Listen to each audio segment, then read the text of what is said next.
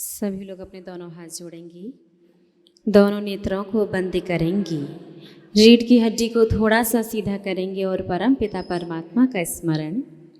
ओम नमः सिद्धिभ्यः।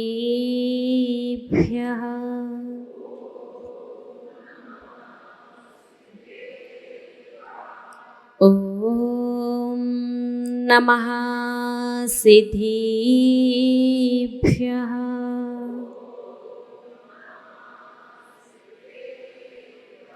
ओम नमः सिद्धिभ्यः।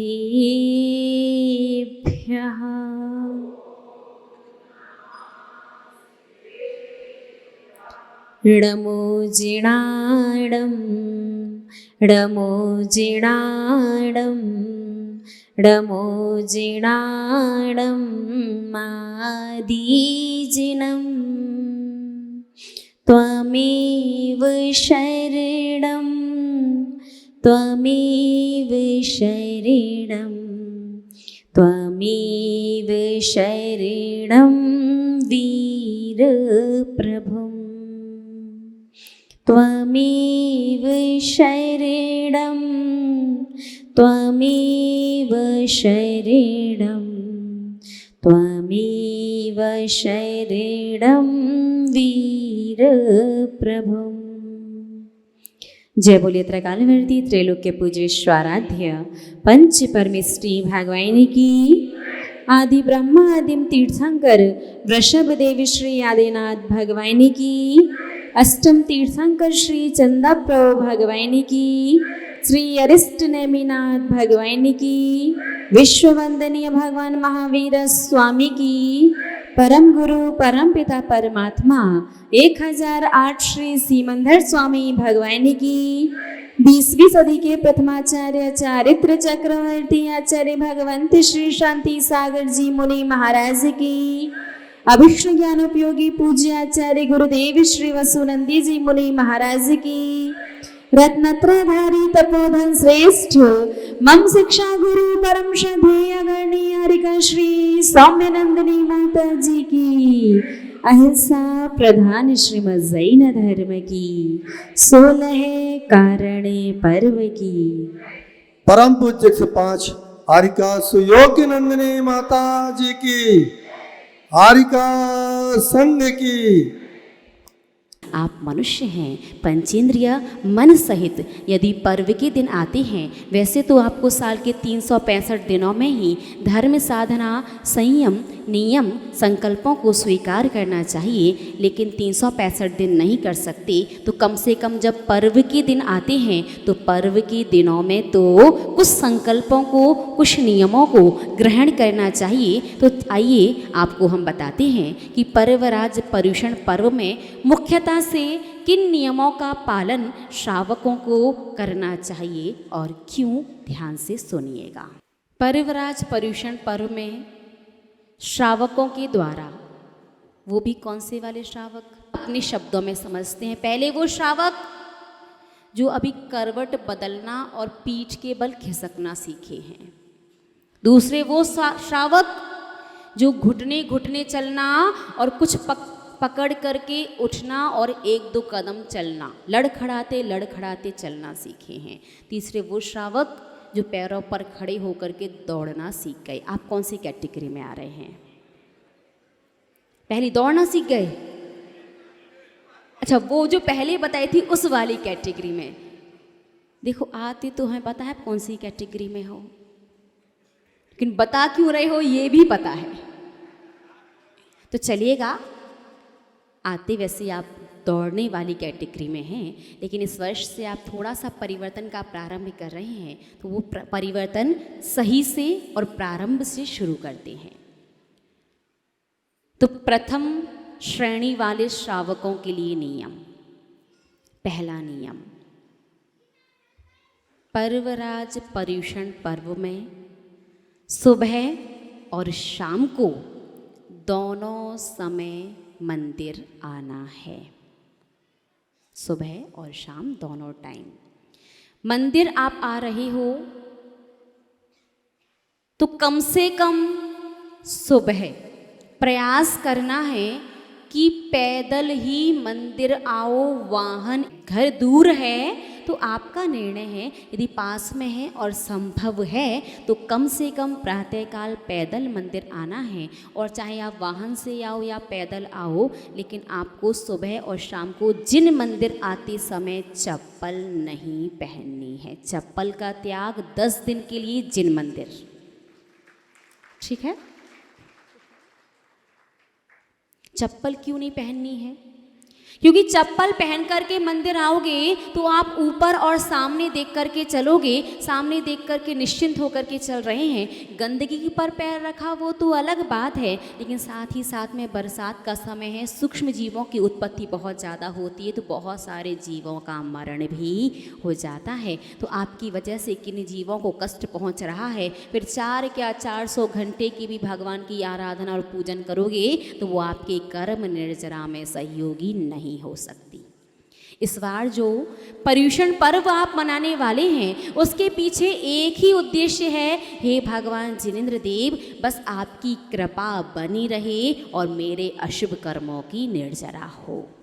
और अशुभ कर्मों की निर्जरा का प्रारंभ अहिंसा धर्म से और अंतरंग में करुणा और दया से होता है, ठीक है। तो आप सुबह शाम मंदिर आएंगे, वैसे तो प्रयास कीजिए, पास में है तो पैदल आना है, नहीं तो कम से कम सुबह पैदल आइए। और यदि नहीं भी आ पा रहे हैं तो जिस भी चीज़ का प्रयोग करते हैं, पैदल आते हैं गाड़ी से, तो कम से कम चप्पल पहन करके 10 दिन जिन मंदिर नहीं आना है। दूसरा नियम, जिन मंदिर खाली हाथ नहीं आना है। प्रत्येक जैन श्रावक इतना समर्थ तो होता है कि एक मुट्ठी चावल के लेकर के मंदिर आ सकता है, लेकिन आपकी सामर्थ्य यदि एक मुट्ठी चावल की भी ना हो तो 1 अंजुली पानी ले आना, लेकिन खाली हाथ नहीं आना। कुछ भी लेकर के आओ, लेकिन लेकर के आना है। एक बार कोटा की बात है, आप लोगों ने सुना होगा, शैक्षणिक नगरी है कोटा, वहाँ पर 4 लाख लगभग बच्चे प्रतिवर्ष बाहर के पढ़ने के लिए आते हैं। तो कुछ अन्य समाज के बच्चे पूज्य ने बड़ी माता जी के पास आए। आकर के उन्होंने पूछा, माता जी जैन गरीब हो सकता है लेकिन भिखारी नहीं होता। यद्यपि जैन अधिकांश संपन्न ही होते हैं, अधिकांश, लेकिन कुछ मध्यम वर्गीय भी होते हैं, कुछ उससे थोड़ा नीचे भी हो सकते हैं, लेकिन जैन आपको कोई भिखारी जैन नहीं मिलेगा कभी। बच्चा था छोटा सा, पूछ लिया कि माता जैन गरीब हो सकता है लेकिन भिखारी नहीं होगा, इसका रीज़न क्या है? बहुत सारी वजह हैं यूँ तो, लेकिन बड़ी माता जी को उस बच्चे को समझाना था। एक तो वो उतने अच्छे से जैन धर्म को समझता नहीं था, ऊपर से कठिन बात समझ में नहीं आती। तो माता जी ने बड़ा सुंदर सा जवाब दिया। माता जी ने कहा, बेटा वो बात क्या है ना, जैनों के जो भगवान होते हैं ना, उनने अपना सारा वैभव जैन श्रावकों को दे दिया, इसलिए जैन श्रावक संपन्न होता है। वस्त्र तक नहीं रखे, भगवान अपने वस्त्र भी श्रावकों को दे गए, भैया आप संपन्न रहना।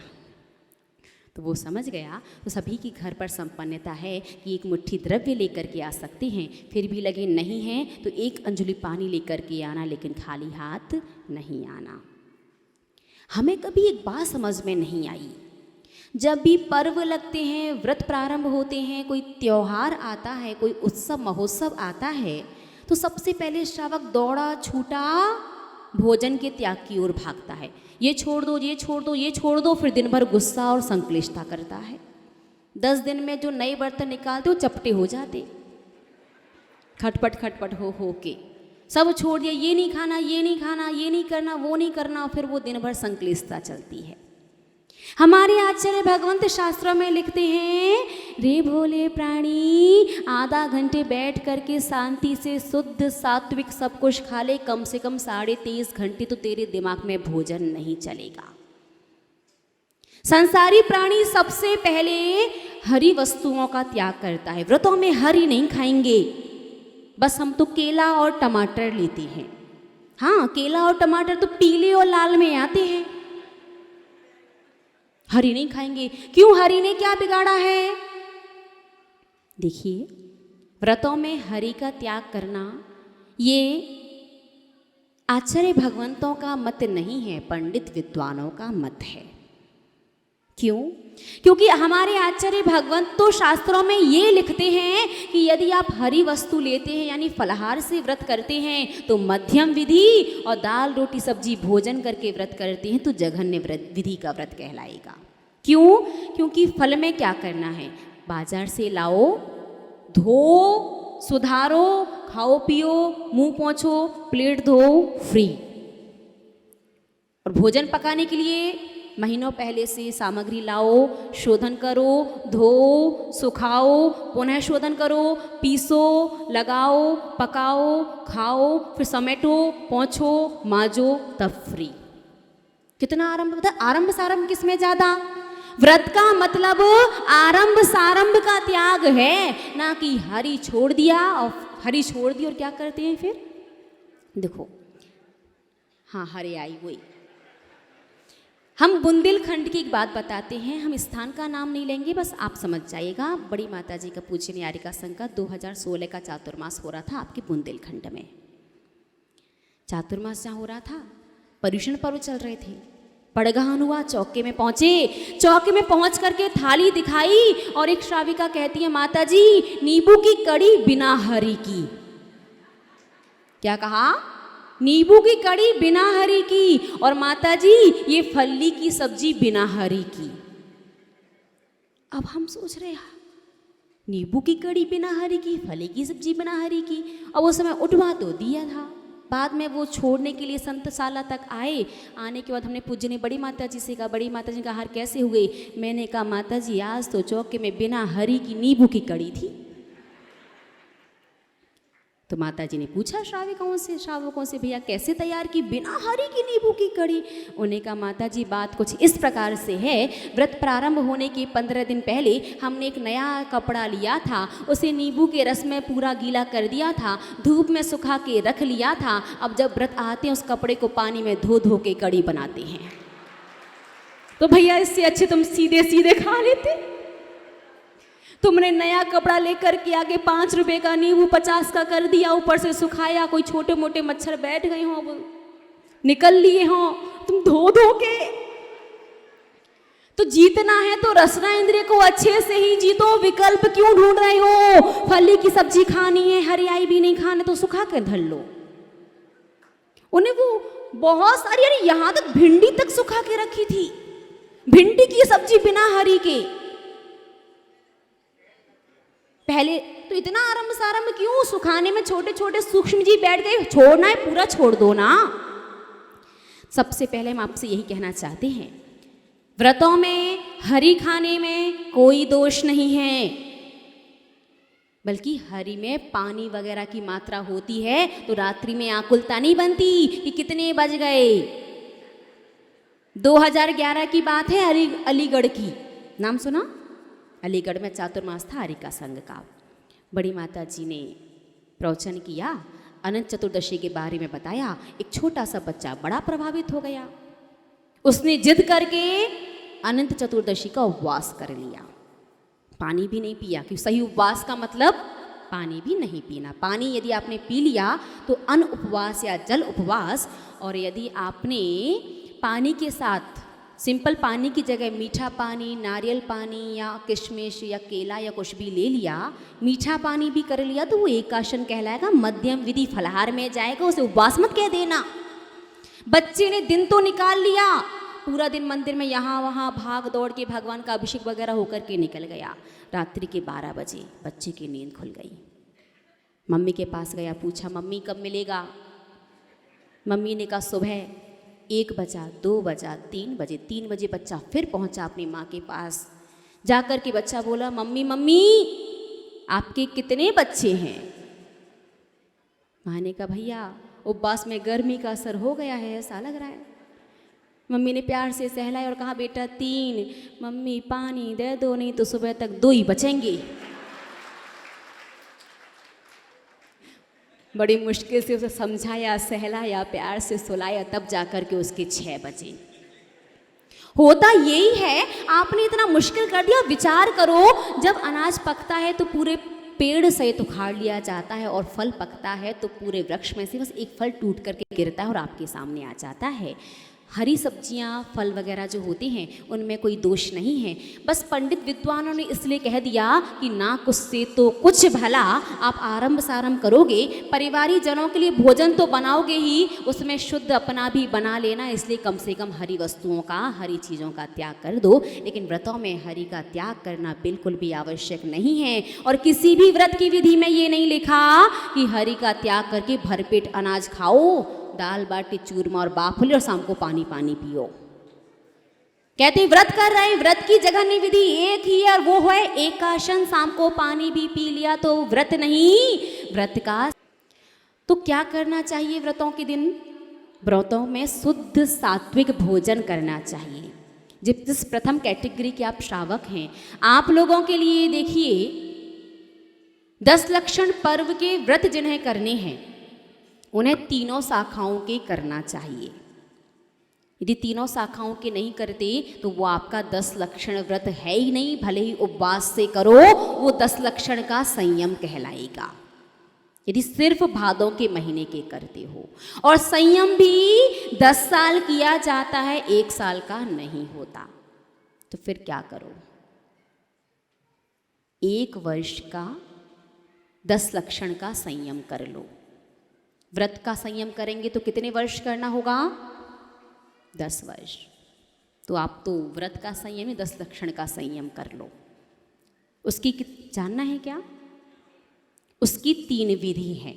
पहले ये सुनो कि आपको खाना क्या क्या है।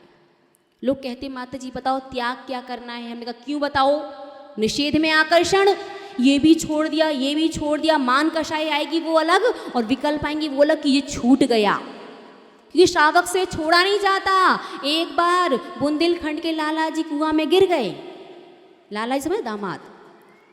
उन्हें लाला जी क्यों कहते? वो मुझसे लाओ लाओ लाओ, लेओ लेओ लेओ। तो लाला जी कुआं में गिर गए।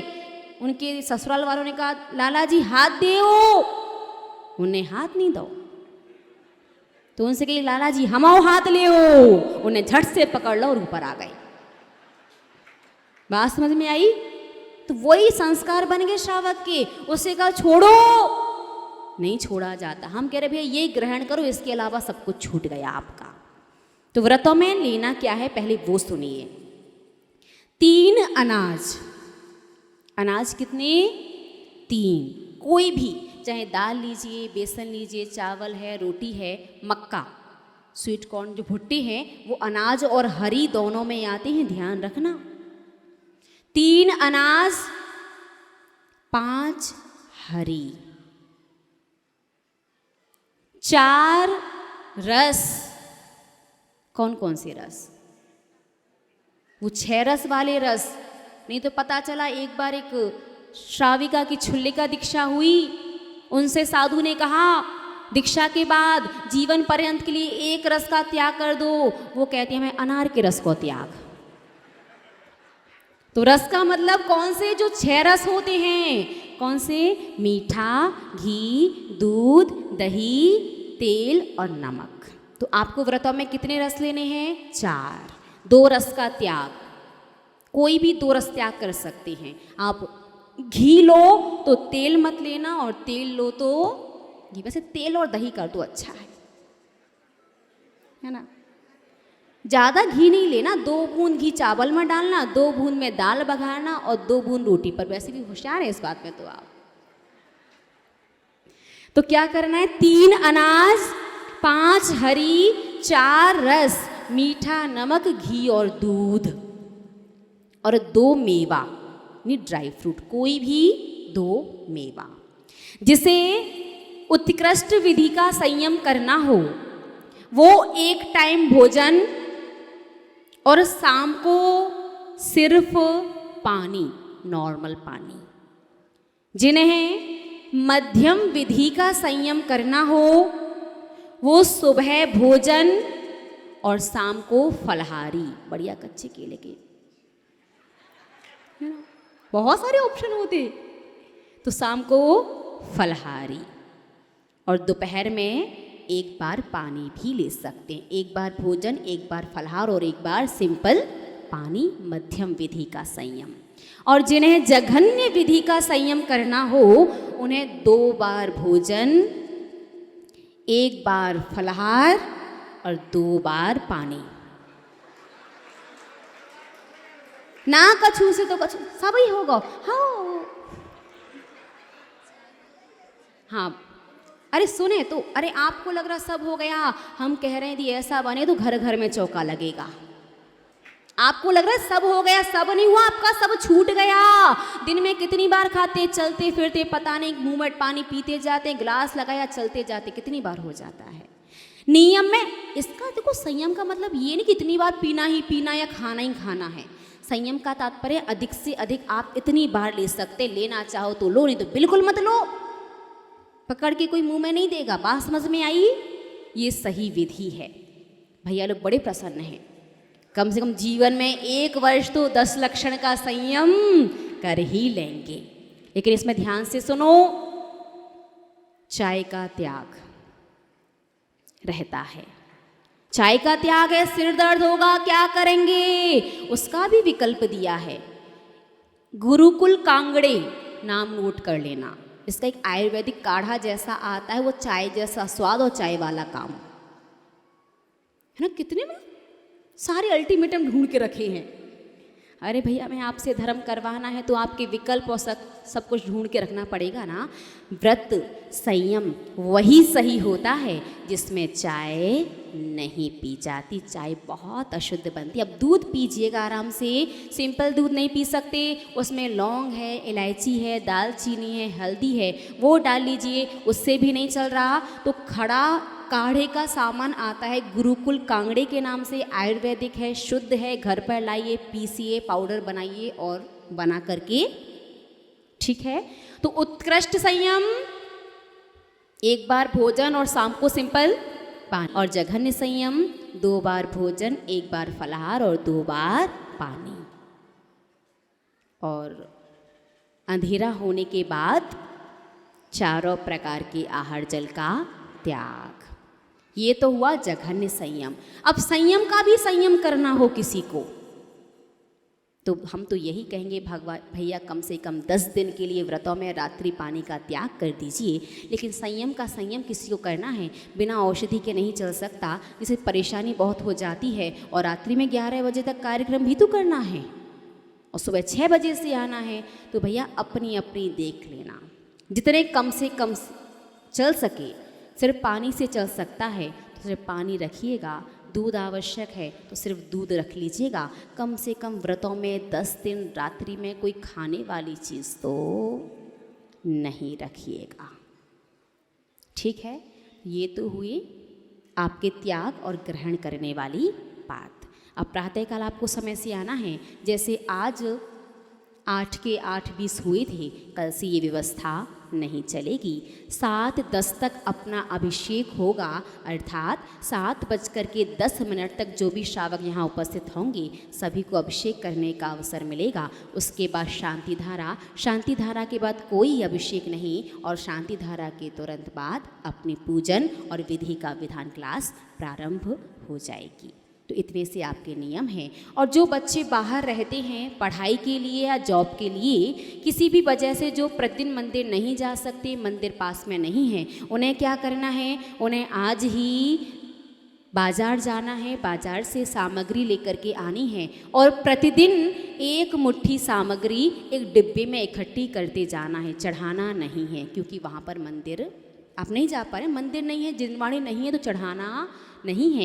एक थैली में से, डिब्बे में से निकाल करके 1 मुट्ठी सामग्री प्रतिदिन दूसरे डिब्बे में इकट्ठा करते जाइए, और फिर जिस दिन आप मंदिर जाओ वो सारी की सारी सामग्री भगवान को समर्पित कर दीजिए।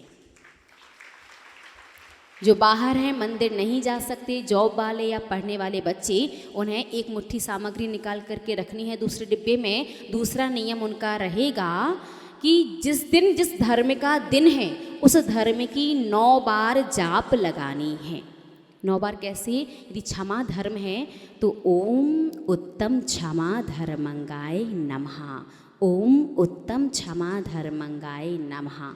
इस प्रकार से 9 बार पढ़ना है और एक दिन के लिए किसी भी एक चीज़ का त्याग करना है। ये बाहर वालों के लिए है। तो अब आपके मन में जो भी प्रश्न आ रहे हैं, जो भी पूछना हो, अपने प्रश्नों को तैयार रखो। तब तक अपन चलते हैं परम श्रद्धेय पूजनीय गणनीय आर्यिका श्री सौम्य नंदिनी माता जी की ओर। सब लोग अपना मुख करेंगे, हाथ जोड़ेंगे, उनसे करबद्ध निवेदन कि वो हम सभी भव्य जीवों को अपने अमृतमयी वाणी का रसपान करा करके सभी का मोक्ष मार्ग, कल्याण पथ प्रशस्त करें। ऐसे भावों से परम श्रद्धेय पूज्य गुरु माँ के चरणों में हे माता जी वंदामी वंदामी वंदामी।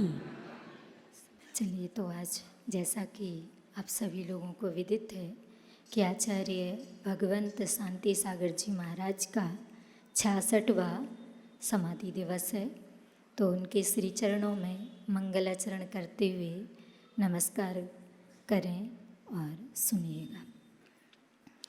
गुरुवाः पान्तु नो नित्यं ज्ञानदर्शननायकः चारित्राणो गम्भीरा मोक्षमार्गे उपदेशिकाः मोक्षमार्ग उपदेशिकाः मोक्षमार्ग उपदेशिकाः। जय बोले श्री अनंतानंत परम सिद्ध परमेष्टि भगवान की, 2400 तीर्थंकर भगवान की, आचार्य भगवान श्री कुंद कुंद स्वामी मुनि महाराज जी की, 20वीं सदी के प्रथमाचार्य चारित्र चक्रवर्ती आचार्य भगवंत श्री शांति सागर जी मुनि महाराज जी की, परम पूज्य गुरुदेव आचार्य श्री वसुनंदी जी मुनि महाराज, द्वादशांगमयी जनवाणी माता, परम पूज्य 105 गणनीय आर्यिका श्री सौम्य नंदिनी माता जी की, आर्यिका संघ की। धर्मस्नेही आप सभी महानुभाव, शैली शैली न माणिक्यम मौक्तिकम न गजे गजे साधु न ही सर्वत्रम चंदनम न वने वने। अर्थात जैसे प्रत्येक पर्वत पर माणिक मोती नहीं पाए जाते हैं और प्रत्येक हाथी के सर पर गजमोती नहीं होते हैं और प्रत्येक वन में चंदन के वृक्ष नहीं होते हैं, उसी प्रकार हर जगह हर स्थान पर साधु नहीं होते हैं। वैसे ही साधुओं के विषय में कहा गया है, साधु 3 प्रकार के होते हैं। एक पहले साधु वो होते हैं जो साधु होते हैं, दूसरे वो जो साधु बनते हैं और तीसरे जिन्हें साधु बनाया जाता है। तो पहले जो पूर्व भाव से संस्कार लेकर के आते हैं और बिना किसी निमित्त के संसार शरीर भोगों से विरक्त होकर के साधु दीक्षा लेकर के साधु बन जाते हैं, और दूसरे वो जो कोई निमित्त पाकर के संसार शरीर भोगों से विरक्त होकर के साधु बनते हैं। वो जो बिना निमित्त के बनते हैं वो पूर्व भाव के संस्कार लेकर के वो उत्तम श्रेष्ठ क्वालिटी के साधु कहलाते हैं, और तीसरे जिन्हें उपदेश दे करके साधु बनाया जाता है। तो जो आचार्य भगवंत शांति सागर जी महाराज थे वो पहले प्रकार के साधु थे, जन्म से ही सरल और भद्र परिणामी थे। यद्यपि विस्तार से आचार्य परमेष्टि के बारे में आप बहुत सुन चुके हैं, इसलिए हम आपसे संक्षिप्त में बस इतना ही कहना चाहते हैं कि भले हमने आचार्य शांति सागर जी महाराज को नहीं देखा, लेकिन उनके बारे में जितना भी सुना है, पढ़ा है, एक बात तो निश्चित है कि आचार्य परमेष्ठी शांति सागर जी महाराज का ही आज उपकार है कि अपन सभी भव्य जीव धर्म को वास्तविक रूप से समझ पा रहे हैं और कर पा रहे हैं। शायद आपको एक बात ज्ञात नहीं होगी या भूल गए होंगे कि आज जो जिनवाणी के माध्यम से हमारा जैन धर्म प्रवर्तमान हो रहा है, तो उस जिनवाणी का संरक्षण जो आपको मिली है, ये भी आचार्य शांति सागर जी महाराज की कृपा से ही अपने पास है। क्योंकि जब उपसर्ग था अपने देश पर, उस समय अपने जैन शास्त्रों की 6 महीने तक होली जलाई गई थी। तो उसके बाद आचार्य भगवंत श्रावकों ने उन्हें नीचे छुपा करके रखा और बाद में बहुत जीर्ण शीर्ण हो गए थे, समझ लो समाप्ति की स्थिति में थे। आचार्य शांति सागर जी महाराज ने उस समय श्रावक भी थोड़ा सा धर्म से विमुख हो चुके थे, धर्म के प्रति इंटरेस्ट बहुत कम हो गया था।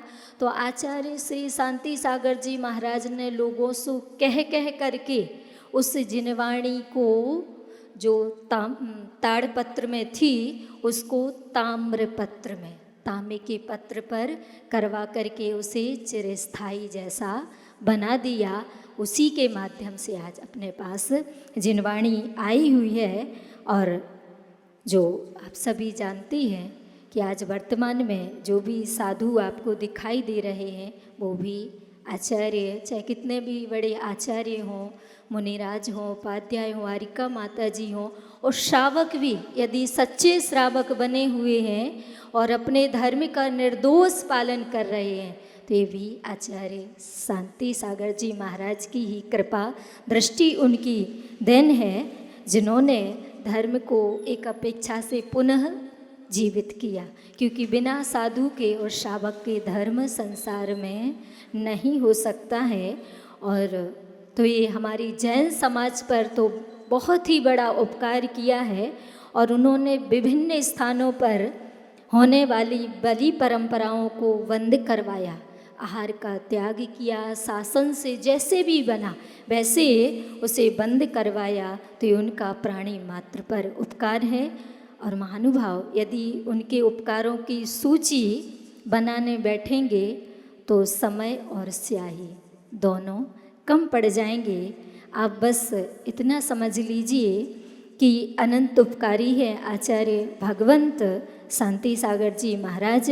उन्हीं के उपकारों को याद करते हुए उनके चरण युगल में सिद्ध श्रुत आचार्य भक्ति सहित त्रिकाल नमोस्तु निवेदित करते हुए मैं भावना भाती हूँ कि आप आचार्य भगवंत शांति सागर जी द्वारा बताया गया निर्विकल्प और निर्दोष मंगलमयी मोक्ष मार्ग हम सभी पथिकों को शीघ्र मंजिल तक पहुँचाए। इन्हीं भावों के साथ आचार्य भगवंत श्री शांति सागर जी मुनि महाराज जी की, परम पूज्य गुरुदेव आचार्य श्री वसुनंदी जी मुनि महाराज की, परम पूज्य 105 गणनी आरिका श्री सौम्य नंदिनी माता जी की जय। एक प्रश्न हमारे पास आया है कि संयम ज़्यादा श्रेष्ठ है या जो व्रत उपवास करेंगे, व्रत का संयम या 10 लक्षण का संयम? देखिएगा, आप धर्म में तुलना मत कीजिए कि धर्म सब श्रेष्ठ है, जितना कर सको यथाशक्ति यथासंभव सब श्रेष्ठ है। लेकिन फिर भी आप यदि सिद्धांत की अपेक्षा पूछते हैं तो जो व्यक्ति 10 वर्ष तक व्रत का संयम करेगा तब उसे पूर्ण फल मिलेगा, और खा पी करके 1 वर्ष में भी संयम का फल प्राप्त कर सकते हैं। तो अपनी शक्ति और सामर्थ्य के अनुसार आपको 10 लक्षण पर में त्याग वगैरह करना है। जिन्हें उपवास करने हो वो एक साथ 10 दिन के उपवास नहीं लीजिएगा, एक दिन करके लीजिएगा, ताकि कोई परेशानी या कोई विकल्प आए तो नियम तोड़ना ना पड़े। ठीक है? हाँ। हम मेरी हम मेरी हम मेरी हम मेरी हम मेरी हम मेरी हम